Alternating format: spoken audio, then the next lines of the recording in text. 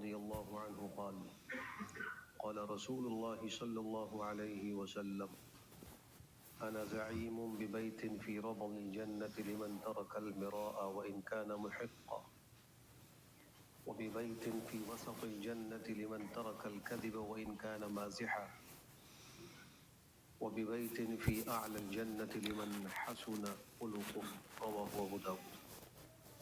حضرت ابو امامہ رضی اللہ عنہ سے مروی ہے کہ جناب نبی کریم صلی اللہ علیہ وسلم نے ارشاد فرمایا کہ میں اس شخص کے لیے جنت کے کنارے پر ایک محل کا ذمہ دار ہوں جو حق پر ہوتے ہوئے جھگڑے کو چھوڑ دے، اور میں اس شخص کے لیے جنت کے بیچ میں ایک محل کا ذمہ دار ہوں جو جھوٹ کو چھوڑ دے اگرچہ مزاح ہی میں کیوں نہ ہو،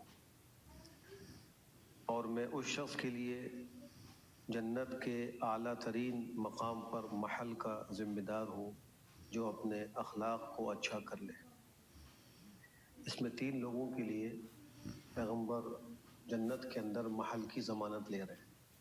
پہلا تو وہ شخص ہے جو جھگڑے کو چھوڑ دے حق پر ہوتے ہوئے، تو اس سے اندازہ لگائیے کہ اگر ناحق ہو جھگڑا کر رہا ہو تو وہ کتنی بری بات ہے۔ حق پر ہوتے ہوئے جھگڑے کو چھوڑنا یہ اس فضیلت کے حصول کا باعث ہے۔ دوسری چیز ہے جو جھوٹ کو بالکل چھوڑ دے، مزاح میں بھی جھوٹ نہ بولے۔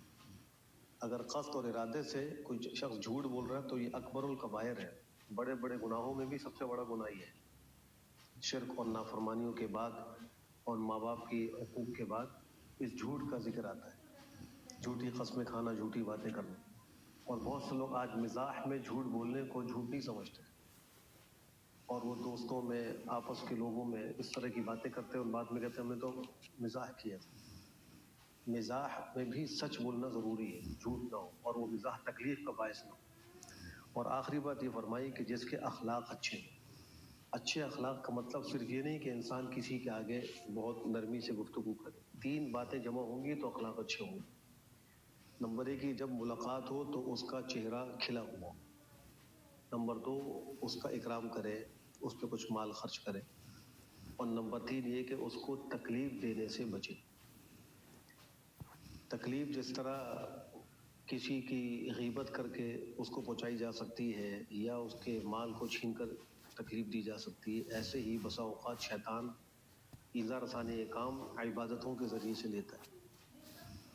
مثلاً ایک شخص ہے تہجد میں اٹھ رہا ہے، لیکن وہ اس طرح اٹھ رہا ہے کہ اس کے ساتھ سونے والے کو تکلیف ہو رہی ہے، لائٹ جلا رہا ہے یا شور کر رہا ہے، اور خود تو وہ عبادت کی نیت سے اٹھ رہا ہے لیکن ساتھ والے کی تکلیف کو باعث بن رہا ہے۔